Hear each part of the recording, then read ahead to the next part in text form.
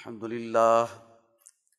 للہ نحمده ونستعینه ونستغفره ونؤمن به ونتوکل علیہ ونعوذ باللہ من شرور انفسنا ومن سیئات اعمالنا من يهده اللہ فلا مضل له ومن يضلله فلا هادی له ونشهد ان لا الہ الا اللہ وحدہ لا شریک له ونشهد ان سیدنا ومولانا محمدا عبده ورسوله اما بعد فاعوذ باللہ من الشیطان الرجیم بسم اللہ الرحمن الرحیم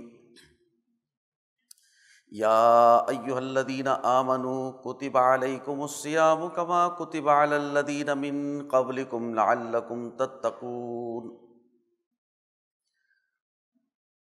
وعن ابی ہریرہ رضی اللہ تعالی عنہ قال قال رسول اللہ صلی اللہ علیہ وسلم من صام رمضان ایمانا واحتسابا غفر له ما تقدم من ذنبه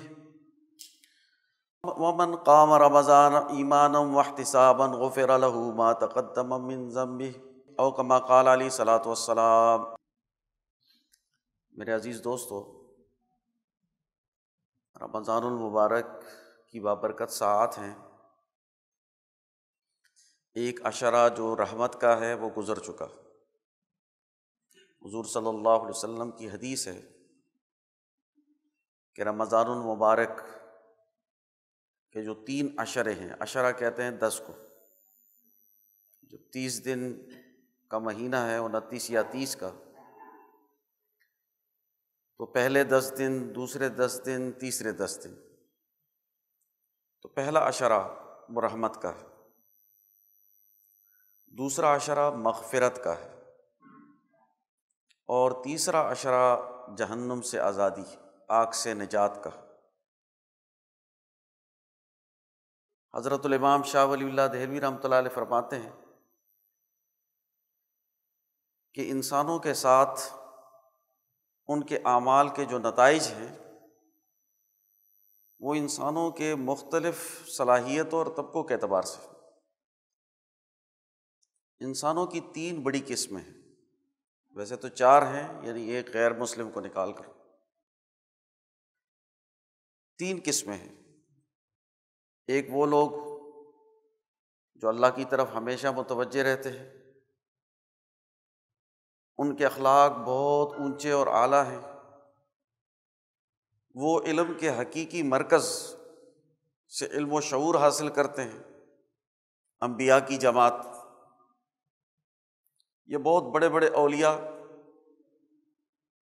یعنی انبیاء کرام وہ علم کے اس مرکز سے وحی کے ذریعے سے علم حاصل کرتے ہیں۔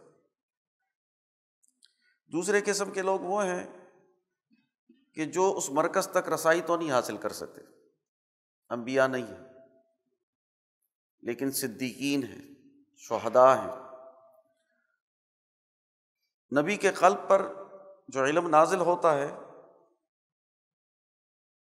فوراً ان کے قلب پر منعکس ہو جاتا ہے۔ جب ان کو اعلیٰ اخلاق کی تعلیم دی جائے تو اس کو ایسے قبول کر لیتے ہیں جیسے ان کا بنیادی طور پر یہی تقاضا اور یہی مقصد تھا۔ اجمالی طور پر ان کے اندر اخلاق موجود ہوتے ہیں، انبیاء سے تفصیلات سیکھتے ہیں، اور پھر یہ لوگ پیچھے مڑ کر نہیں دیکھتے، اس رنگ میں رنگ جاتے ہیں اور ہمیشہ اسی کے مطابق کاربند رہتے ہیں۔ تیسرے قسم کے لوگ وہ ہیں جو عام لوگ ہیں، ان کے اندر اخلاق پیدا کرنے کے لیے بہت بڑی ریاضت کی ضرورت ہے، مسلسل جد و جہد کی ضرورت ہے، اعمال کو تسلسل کے ساتھ بار بار کرنے کی ضرورت ہے، گناہوں سے بچنے کے لیے ان کو ماحول کی ضرورت اور اعلیٰ لوگوں کی صحبت کی ضرورت ہوتی ہے۔ ایک ڈسپلن میں ان کو قائم کیا جاتا ہے، ان کو جنت کی بشارتیں دی جاتی ہیں، اس کی طرف بلایا جاتا ہے، جہنم سے ڈرایا جاتا ہے،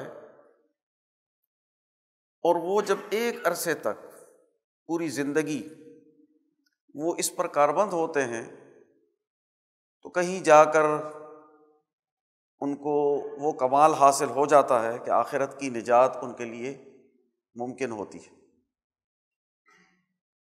تو انسانوں کی مختلف قسمیں ہیں، اور انسانوں کے اعتبار سے یہ جو مہینہ ہے وہ بھی 3 حصوں میں تقسیم ہے۔ پہلا حصہ رحمت کا ہے، یعنی وہ لوگ جو ہر وقت جاگنے کی حالت میں ہوتے ہیں۔ امام شاہ ولی اللہ نے فرمایا کہ کچھ لوگ ایسے ہیں جو طبعی طور پر جاگے ہوئے ہیں، بیدار ذہن ہیں، اخلاق کی طرف متوجہ ہیں، دین اور شعور کی طرف متوجہ ہیں، اور کچھ وہ ہیں جو سوئے ہوئے ہیں۔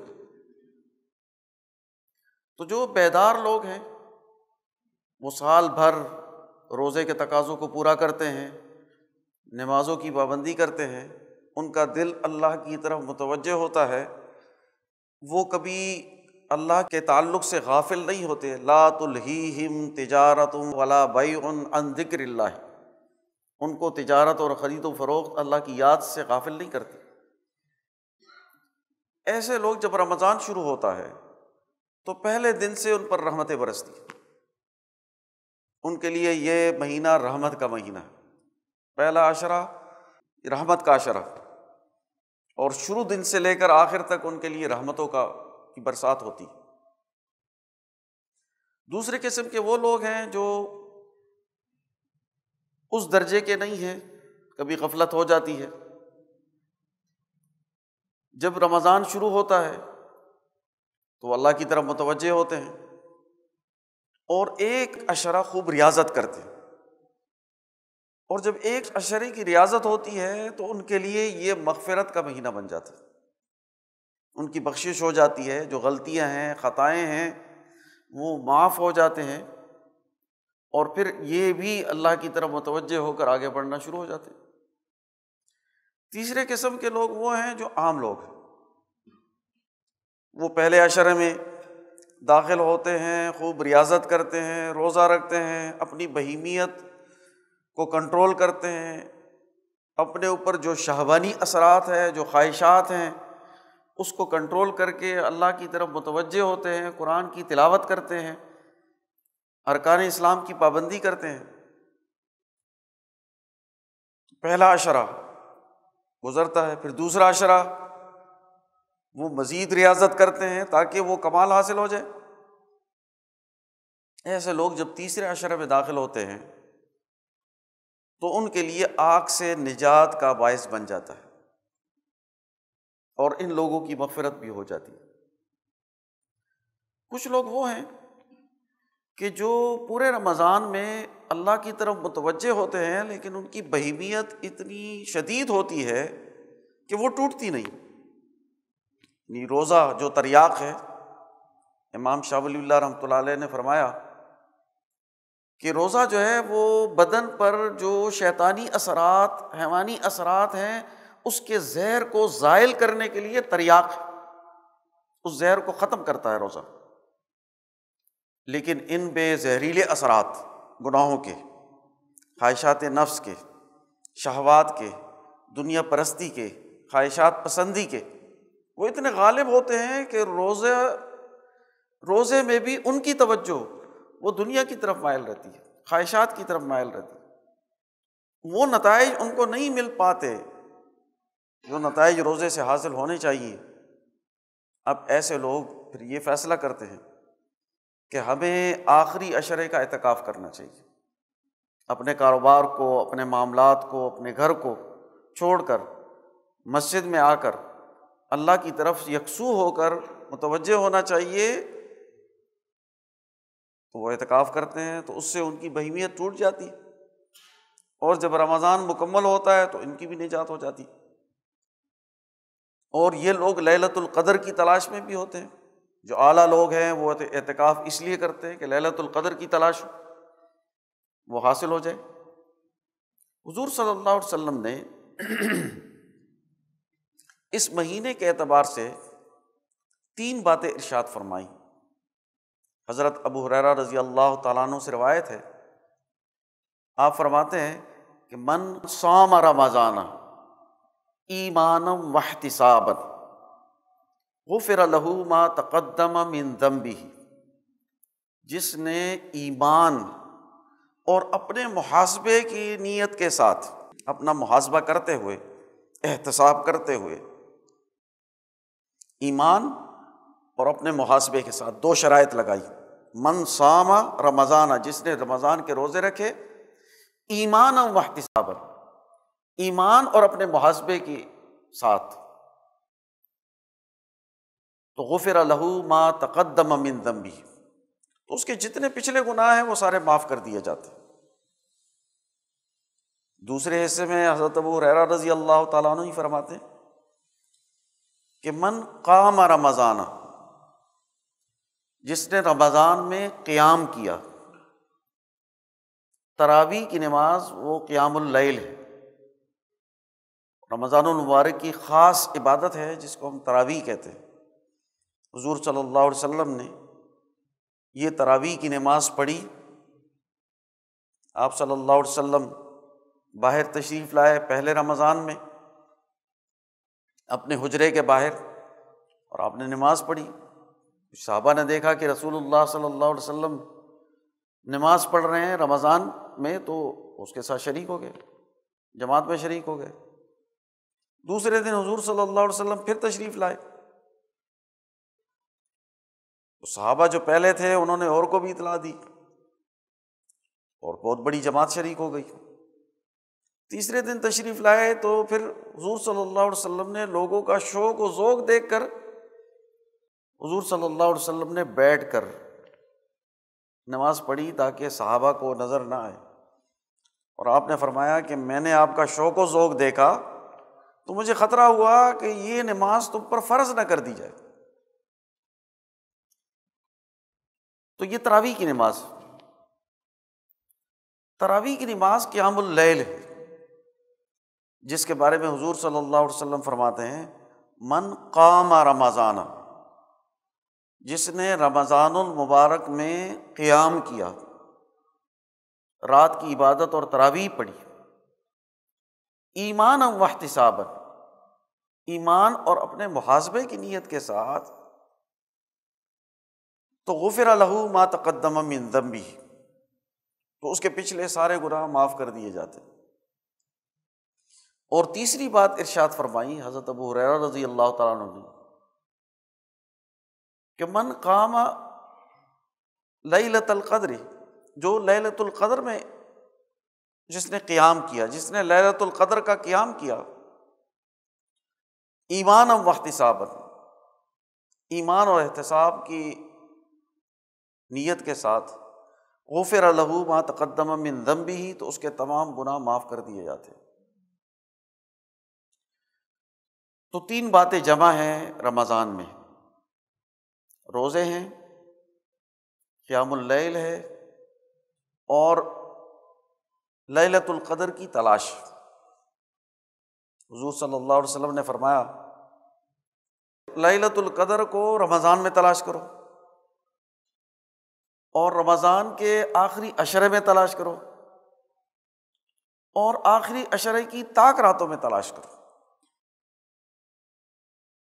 ویسے تو علماء نے لکھا ہے کہ لیلۃ القدر جو ہے وہ پورے سال بھر میں پھرتا ہے، لیکن اس کا جو خاص مہینہ ہے وہ رمضان ہے، اور پھر رمضان میں آخری عشرہ اور آخری عشرے میں طاق راتیں جس میں اس کا امکان زیادہ ہے، تو لیلۃ القدر کی تلاش ہوتی ہے۔ اور لیلۃ القدر کے بارے میں قرآن حکیم میں ارشاد ہے کہ انا انزلناہ فی لیلۃ القدر، ہم نے اس قرآن کو لیلۃ القدر میں نازل کیا۔ وما ادراک ما لیلۃ القدر، اور آپ کو کیا معلوم کہ لیلۃ القدر کیا ہے؟ لیلۃ القدر خیر من الف شہر، لیلۃ القدر 1000 مہینوں سے بہتر ہے۔ 1000 مہینے کی عبادت ایک طرف، اور ایک رات لیلۃ القدر کی ایک طرف۔ لیلۃ القدر کی یہ برکت کس وجہ سے؟ اس لیے کہ یہ وہ مبارک رات ہے جس میں اللہ تعالیٰ نے لوح محفوظ سے آسمان دنیا پر قرآن حکیم کو نازل کیا، اور رسول اللہ صلی اللہ علیہ وسلم کے قلب اطہر میں اجمالی طور پر رکھا۔ تو چونکہ یہ رات قرآن حکیم کے نزول کی رات ہے، قرآن کے نزول کی جو برکات ہیں وہ بھی اس رات کے ساتھ نازل ہوئی۔ تنزل الملائکۃ والروح فیہا بإذن ربہم من کل امر سلام ہی حتی مطلع الفجر۔ اس رات میں فرشتے نازل ہوتے ہیں، تنزل الملائکۃ والروح، اور جبرائیل امین اللہ اپنے رب کے حکم سے، اور یہ رات سلامتی ہے یہاں تک کہ طلوع فجر۔ تو وہ اہم رات جس کے لیے ایک پوری سورت نازل ہوئی، اور اس سورت میں اس کی وجہ بھی بتائی گئی۔ اس رات کا اہتمام، اس رات کو تلاش کیا جائے۔ حضرت امام انقلاب مولانا عبید اللہ سندھی فرماتے ہیں کہ 1000 مہینے سے کیا مراد ہے؟ 1000 مہینے میں یعنی ایک سال میں 12 مہینے ہوتے ہیں، لیکن مسلمانوں کے جو کام کے مہینے ہیں جس میں وہ ورکنگ کرتے ہیں وہ 10 مہینے ہیں۔ 2 مہینے خالص عبادت کے، ایک رمضان المبارک کا مہینہ اور دوسرا ذی الحج کا مہینہ جس میں لوگ حج کرتے ہیں۔ یہ 2 مہینے عبادت کے ہیں، اس لیے یہ 10 مہینے کا آپ شمار کریں کہ ورکنگ سال ہے، اور جب ہم 10 مہینے کا سال شمار کرتے ہیں تو 100 سال کی عبادت بن جاتی ہے، یعنی 1000 مہینے وہ 100 سال، تو 100 سال کی عبادت سے ایک رات کی عبادت وہ بہتر ہے، جو لیلۃ القدر۔ امام انقلاب مولانا عبید اللہ سندھی فرماتے ہیں کہ یہ جو 100 سال ہیں یہ خالص قرآن کے ہیں۔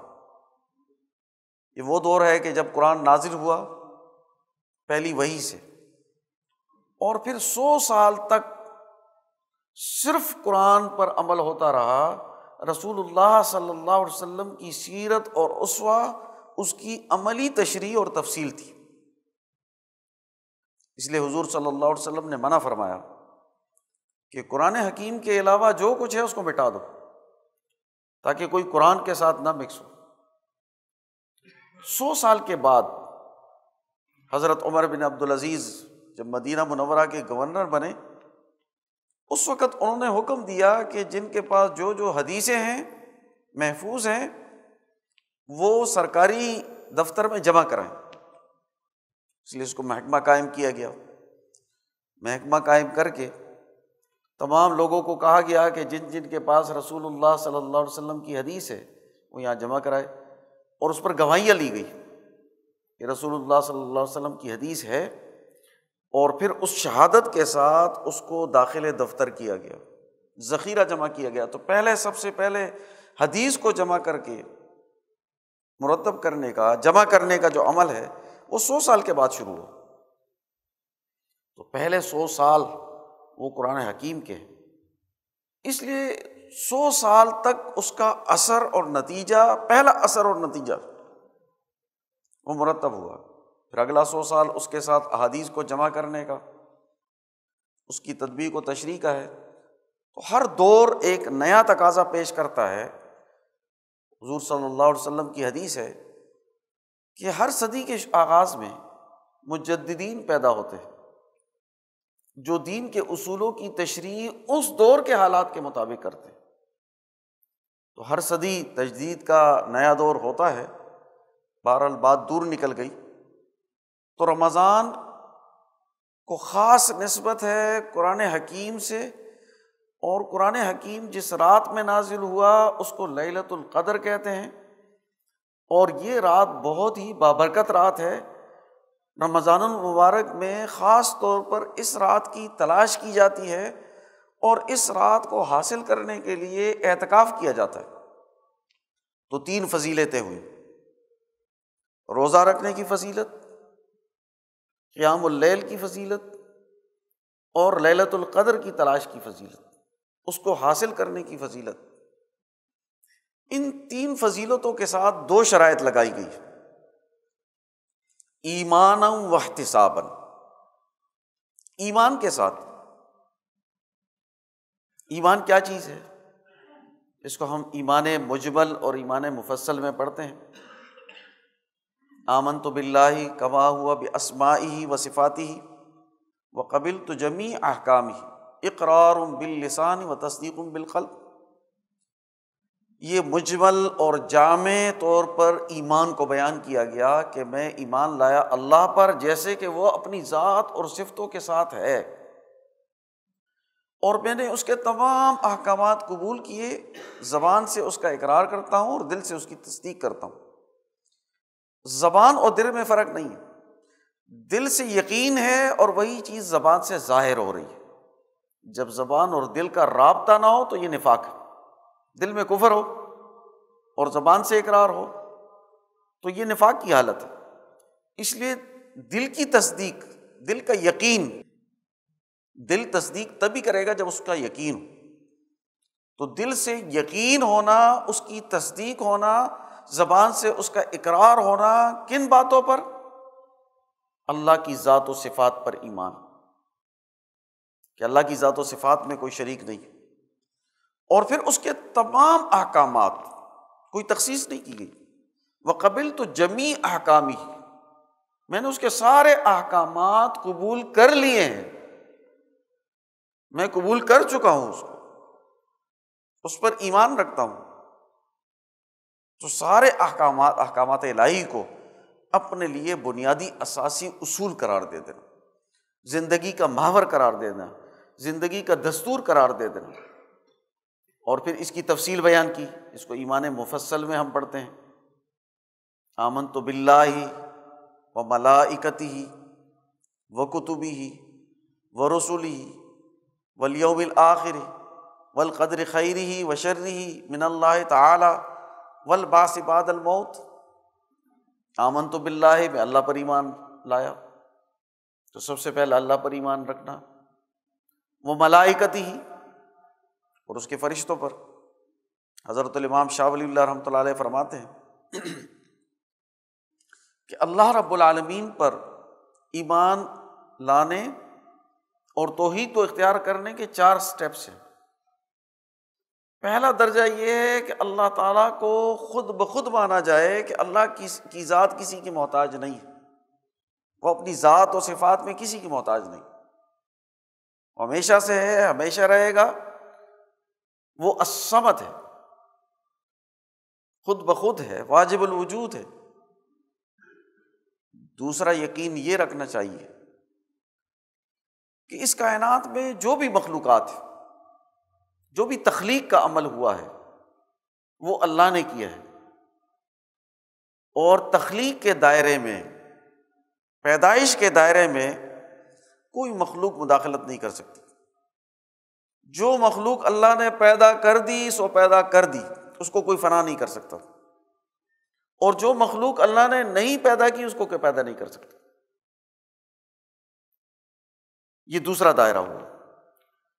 تیسرا دائرہ یہ ہے کہ اللہ نے اس مخلوقات کو پیدا کر کے ایسے ہی محمل چھوڑ نہیں دیا کہ بس پیدا کر دیا تو چھوڑ دیا، اس کے ساتھ کوئی تعلق نہیں، اس کا ایک سسٹم بنایا، ایک نظام بنایا۔ اس لیے اس دنیا میں کوئی مخلوق کسی مخلوق کو فنا نہیں کر سکتی، اللہ نے اس کی حفاظت کا ایک سسٹم بنایا، ہر مخلوق اپنے دائرے میں سروائیو کرتی ہے۔ تو کائنات گیر نظام آپ دیکھتے ہیں، کہکشاؤں کا، نظام شمسی کا، پھر جمادات، نباتات، حیوانات کا، انسانوں کا، دنیا اور آخرت کا، یہ پورا ایک نیٹ ورک ہے، ایک سسٹم ہے جو اللہ نے بنایا ہے، اور ہر چیز کے اپنے قوانین اور قاعدے ہیں، اور وہ قوانین اور قاعدے اٹل ہیں، اس کا پابند پوری کائنات اس کی پابند ہے۔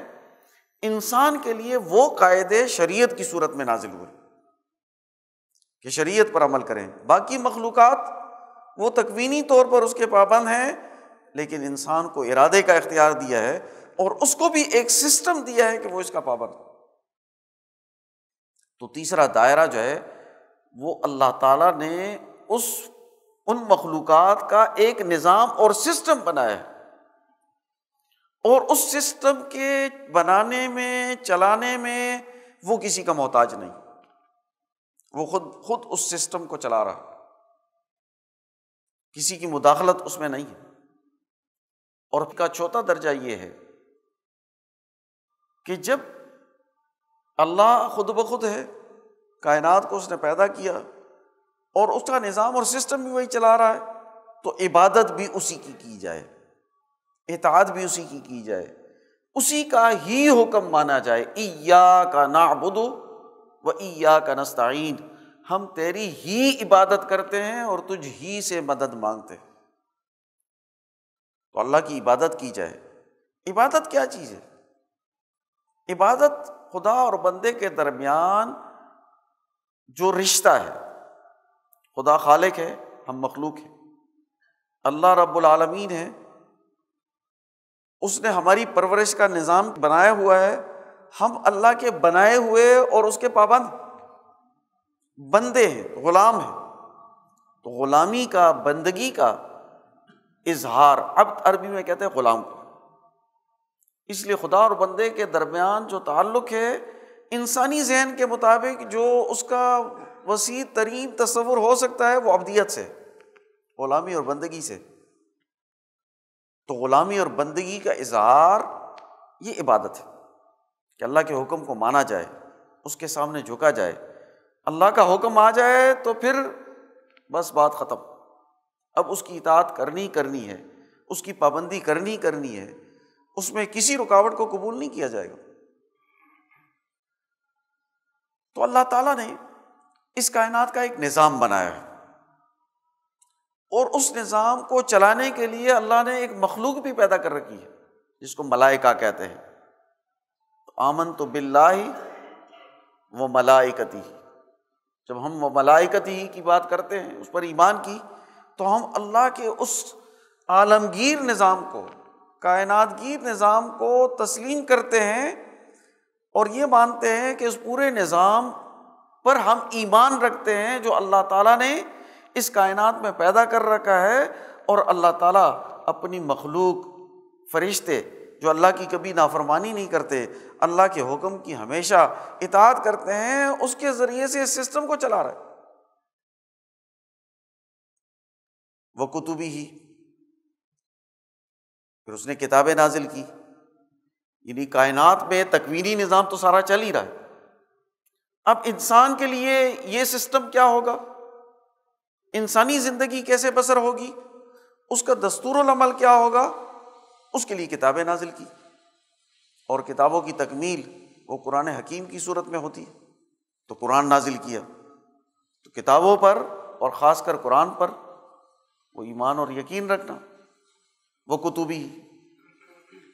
اب کتاب جو ہے وہ انسان کے لیے رہنما نہیں ہو سکتا، مکمل رہنما نہیں ہو سکتا۔ کتاب تو اساسی دستور، طریقے، احکامات وہ بیان کرتا ہے، نمونہ انسان بنتا ہے، اس کے لیے معلم کی ضرورت ہوتی ہے۔ اس لیے اللہ تعالیٰ نے ان کتابوں کو سکھانے کے لیے، اللہ کا تعلق پیدا کرنے کے لیے، انسان کو مہذب بنانے کے لیے، انسان کو باکمال بنانے کے لیے، انسان کو دنیا اور آخرت میں کامیاب بنانے کے لیے رسولوں کو نازل کیا، اور رسول آ کر انسانوں کی تربیت اور تزکیہ کر کے ان میں کمال پیدا کرتے ہیں۔ اور پھر والیوم الآخر، یہ بھی بتایا کہ یہ جو دنیا ہے یہ مستقل نہیں، یہ تو ایک امتحان گاہ ہے، اس لیے اس دنیا کو ایک جگہ میں، مرحلے میں مکمل ہونا ہے۔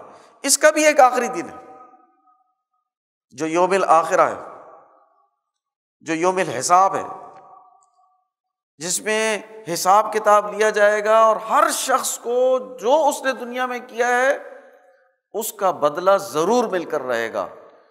وہ انصاف کا دن ہے، یوم الدین ہے، انصاف کا دن ہے، عدل کا دن ہے، وہ بہت بڑے انقلاب کا دن ہے جس میں ہر ظالم کٹہرے میں کھڑا ہوگا اور ہر مظلوم کو اس کا حق دیا جائے گا۔ فَمَن يَعْمَلْ مِثْقَالَ ذَرَّةٍ خَيْرًا يَرَهُ وَمَن يَعْمَلْ مِثْقَالَ ذَرَّةٍ شَرًّا يَرَهُ، جس نے ذرا برابر نیکی کی ہوگی اس کو دیکھ کر رہے گا، اور جس نے ذرا برابر شر کیا ہوگا اس کو بھی دیکھ کر رہے گا۔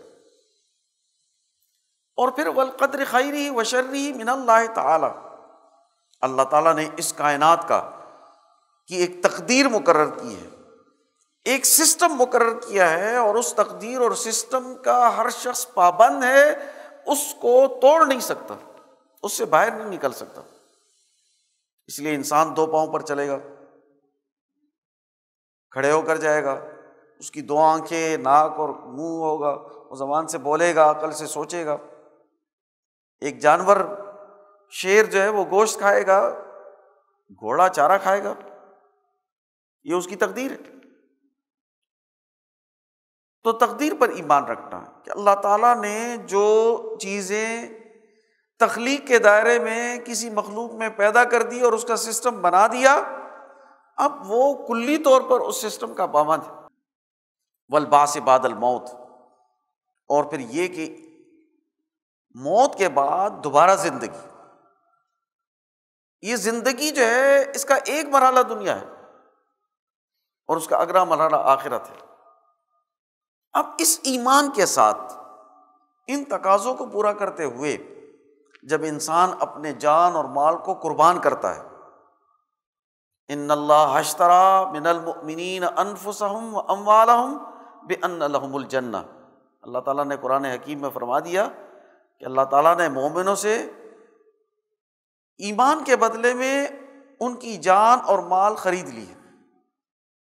اب انسانی جان اور مال کا اللہ کی رضا کے لیے، دین کے غلبے اور استحکام کے لیے، انسانیت کی خدمت کے لیے خرچ ہونا، چونکہ اللہ کی امانت ہے